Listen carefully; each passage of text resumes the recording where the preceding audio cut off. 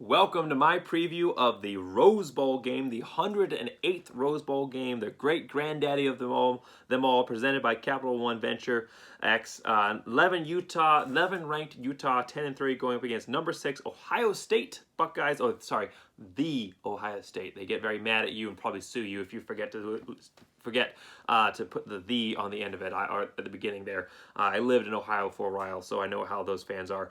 10-2, the Ohio State. Saturday, January 1st, 5 p.m. Eastern Time on ESPN. The Ohio State favored by 4.5 points and given a 67.8% chance of winning. The big story here, though, is players skipping out on the Rose Bowl game. I mean, players skipping bowl games has become a little bit to be expected. It's disgusting. It's despicable. But when you have players skipping out on the Rose Bowl, this is not a meaningless bowl game. This is a New Year's Six bowl game. It's the bowl game. It's historic. It means something to be able to go and play in this bowl game. And when you have players skipping out on the Rose Bowl game, something is drastically, terribly wrong with college football as a whole. I'm sick of it. I'm fed up. I'm actually planning, after I'm done with the bowl game previews, of making a video on how we can fix the bowl season. I've already done videos on how we can fix the playoff ranking, or we can fix the college football playoff rankings to be more fair and open, and also how we can fix the college football structure as a whole to be able to make the playoffs themselves more fair and open, but and overall fixing the divides in college football. Well, I'm working on a video that I think will fix the issues of the bowl season, and boy is it needed, because when you have players, listen to this list of players, I mean it is a lot of them. So Ohio State, they're missing 2 wide receivers. Wilson, second on the team receiving, 1,058 yards receiving, 12 touchdowns, also second on the team for touchdowns. Olev, 936 yards receiving, 13 touchdowns, so first on the team in receiving touchdowns. And a defensive tackle, Garrett, 22 tackles, 5.5 yards per carry, 2 fumbled recoveries. And when you look at these stats, I've watched the Ohio State play, but I haven't really focused in on him specifically. But when you look at these stats, it's like, why are you skipping out on the bowl game? You're not even good enough to skip out on the bowl game, and he's gone. So, and then they're also missing an offensive lineman, Petit Frere, I think is how you say his name here. Nicholas Petit Frere is missing out on the bowl game as well. So Ohio State, Utah looking like they're coming with a full contingent. I haven't seen any players skipping out there, but Ohio State with 4. Yeah, it's not the playoffs. You didn't get to the playoffs. Boo-hoo. Who cares? This is the Rose Bowl. This is historic. I mean, it goes beyond the typical selfishness and petty disgustingness of players that just think that it's all about them and they don't care about their team and they got here by themselves. I mean, it goes beyond that. You are missing out on a historic opportunity that few players have, and because of the agreement between the Big Ten and the Pac-12, something that only players from those conferences have an opportunity to go and play in the Rose Bowl game, which was the first ever bowl game to be established. I mean, if you say the Rose Bowl game is meaningless, you are saying that all bowl games are meaningless. We might as well abolish the entire system. And if we abolish the bowl season system, what is the point of the regular season? Because really the playoffs are only open to a few elite teams. Yeah, we've got some outsiders in this year, but usually it's a couple teams in the SEC and then the routine faces that we've seen there, Clemson and Ohio State. That's it. So, the Ohio State. What is the point of playing football and watching football and rooting for your fan and putting in all this money if players are going to miss out on the bowl season like this? I've ranted about it in several of my other videos because this is the worst I've ever seen it. The transfer portal is also adding to this fact, but it is just disgusting when you see 2 teams at this level, this caliber, and this type of bowl game, when you have one team just absolutely no desire to be there when it's a bowl game of this caliber. Absolutely disgraceful. And let's talk about this Rose Bowl game. I would start in with a series history between these 2 programs, but I want to kind of establish how important this bowl game here is by doing a little bit of Rose Bowl history to start this video. It was the first ever postseason bowl game ever established in 1902 between Stanford and Michigan. Interesting fact here, though, is that Michigan won the game by so much. It was such a blowout that it is 49-0 win. That the post-game, the postseason game here, the bowl, what they call it, the game of the roses, challenge of the roses, whatever the Rose Bowl was called before that. Anyhow, it was such a blowout that they actually replaced football with a Ben-Hur inspired Roman-style chariot race until 1916. So instead of playing football, they'd have a chariot race because they were like, oh, this isn't competitive enough with football. We're gonna have a chariot race. You can't make this stuff up. This is right off of the Rose Bowl website. But in 1916, they brought back football, they established football, and it's the first ever postseason bowl game to be established. In 1946, Pac-12 and the Big Ten, that's not what their names were at the time, but what would later become known as the Pac-12 and the Big Ten, made the first ever collegiate conference agreement when the two conferences agreed that they would play each other, and they've played each other in that series since then. So this is a historic bowl game. It's an historic matchup. It's a great matchup between a Utah team that has surprised all expectations this season, really, to come this far, especially how they started the year to how they finished. An Ohio State team, the Ohio State team, that has really, they didn't finish the way they wanted to or get to the point that they wanted to, but they're still a good program. This could have been an amazing game. I think it still will be a good game. It's just disappointing to see so many key players showing no interest in their team, their fan bases, or the universities that got them to this point, or interest in such a historic bowl game. That is something desperately wrong with college football, and we have to fix it. Series history between these two programs. They have met once before. Ohio State owns that series, the first ever and only game between the two programs in 1986. 64-6 demolishing by the Ohio State. Record review. Utah, I was projecting 11-1 for this Utah team. 8-4 is what Athlon Sports thought they would achieve. I thought they could get to 11-1. I thought that they showed some promise last season, and they didn't start off that way, but they definitely finished it, and I think proved what I was predicting of them, at least for the season. I think they proved me right there at the end. For the Ohio State...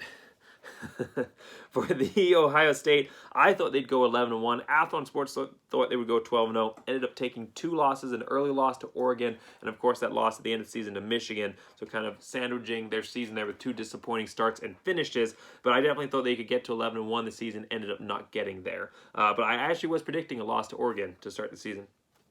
How did these two teams get there? We've already mentioned it a little bit, but Utah started the season 4-3. So they only started the season 4-3, losses to BYU, San Diego State, and so losses to BYU, San Diego State, and Oregon State. They instituted Rising in place of Brewers against the San Diego State team, took another loss, but then wouldn't take another loss after that. After that, they would go 6-0, 2 wins against Oregon, number 3 at the time of the first win, number 10 at the time of the second win, scoring 38 points both times and holding Oregon to less than 10 points in both, or 10 points or less in both of those matchups. For Ohio State, the Ohio State, they started off the season slow, 45-31 win against Minnesota that looked like they could lose at any point in that game, and then a loss to Oregon, 35-28, before going 9-0 with wins. And the big part of the reason that they went 9-0 there towards the end is that for 5 out of 9 of those games, C.J.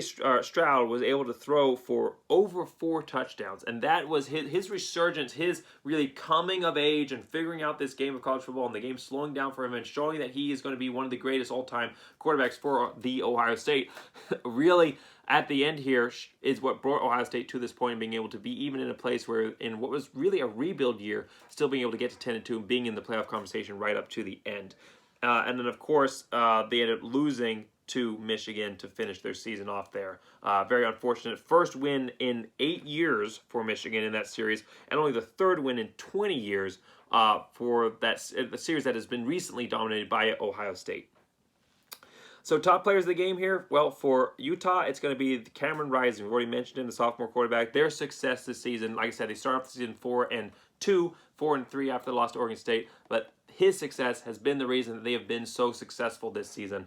2,279 yards passing, 18 touchdowns, 5 interceptions, 407 yards rushing, and 5 touchdowns. For Ohio State, the Ohio State, they also have a great player across the board here in C.J. Stroud, the true freshman, 3,862, I think he's not true freshman, he's a redshirt freshman. Anyhow, 3,862 yards passing, 38 touchdowns, and 5 interceptions. Has had an incredible season this year. So 2 great quarterbacks. I think that if Rising has started early in the season, he'd be getting closer to that 3,000-yard mark. I think he's going to have a good game in this one as well. So for the key of the game here for Utah is to force Ohio State to the air. Like I said, they got a freshman quarterback. They're missing 2 of their 3 of their top wide receivers. So if you can, they have a great running back in Henderson who they could lean on, 1,165 yards, rushing, 15 touchdowns. It might seem odd to say to force Ohio State to the air when they have such a great quarterback in C.J. Stroud, but at the end of the day, he still is a freshman. And without that, if they can take away that running back presence and without those 2 key wide receivers, freshmen, especially quarterback position, but especially when they're in the younger underclassmen level, they really start to key in on key guys that they can throw the ball to. And when things get tough, they look for those players. And with really only one main target out out there now, he's going to start to stress a little bit. He's going to start to throw the ball into bad positions that he shouldn't if the game gets out of hand. And if Utah can shut down the running game, he's going to make some mistakes, and that's going to be key to victory for Utah. For the Ohio State, find the motivation to get this win. Obviously, with all these players jumping ship, Ohio State is showing internally that they don't have the motivation to be in this bowl game. But this is the Rose Bowl. You should be motivated to come play and win this game. This is the great... I mean, you have teams out there that would sell a left arm, sorry, they sell a right arm to be able to go and play in a game of this caliber. And this is a unique, this is a privileged opportunity that you have that a lot of teams don't get this opportunity to go do. So Ohio State, this is, maybe you're not in the playoffs, but treat this like a national championship game, and it should be of that same caliber because this is a historic bowl game, and the winners of this game go down in history and are remembered because this is a series that's been going on for 108 years, and no other bowl game can say that. This game is important. Go out there and play like it's important. At the end of the day, you outclass Utah as far as players across the board, but if you're not the more motivated one, and Utah obviously the more motivated one in this matchup, you are going to lose. So if Ohio State is not ready for Utah, if they are not motivated to come in and win this game, which is a great game, they will lose this bowl game. And my prediction here, I think that Utah is the team that wants to be here more. I think the team that is more complete, obviously, with players staying in actually playing for their team here towards down the stretch. And I think they're the team that wants to be here more, and I think motivation is going to get them this W. And if Ohio State's not careful, it could be a blowout. I mean, you look at Alabama from a few years ago, I think it was 2016, when they went to the Sugar Bowl versus Oklahoma, when they thought they should be in the playoff, playoffs been in the studio at the time. So they thought they should be in the playoffs, and they didn't end up going. They went and playing Oklahoma. The Sugar Bowl got destroyed. I think Blake Bell was leading them at the time there for Oklahoma, and they just destroyed Alabama. Ohio State, they could be in that slot where not only would they miss out on the playoffs, but they might have the embarrassment in their eyes of losing to a Pac-12 team, which Ohio State and the Big Ten, the rest of the college football really looks down on the Pac-12. They might have the so-called embarrassment of losing big to a Pac-12 team here out of Utah. So you've got a lot to play for, but if that doesn't motivate you, make sure you go out and show up for this bowl game because you don't want that hanging over you going into next season with that big loss to a good Utah team, which you might be underestimating a little bit being out of the Pac-12. So I think that this is going to be a good game for Utah. I think that they're going to be more motivated. I think they're going to get that win, and if Ohio State's not careful, it could be a blowout win. So it'll be interesting to see what ends up happening in this one, but I just don't see Ohio State being motivated enough to show up. And it's very disappointing that we're talking about a Rose Bowl game where one team just really clearly doesn't seem to want to be here. Thanks for watching this video. Make sure you like, subscribe. I'm going through every single bowl game. Got 2 more left to preview before I'm done, at least before I preview the national championship. It's been a blast this season. I've really had a blast. Make sure you like and subscribe. It's not just Boise State, college football as a whole. Thanks for watching the video. And as always, go Big Blue.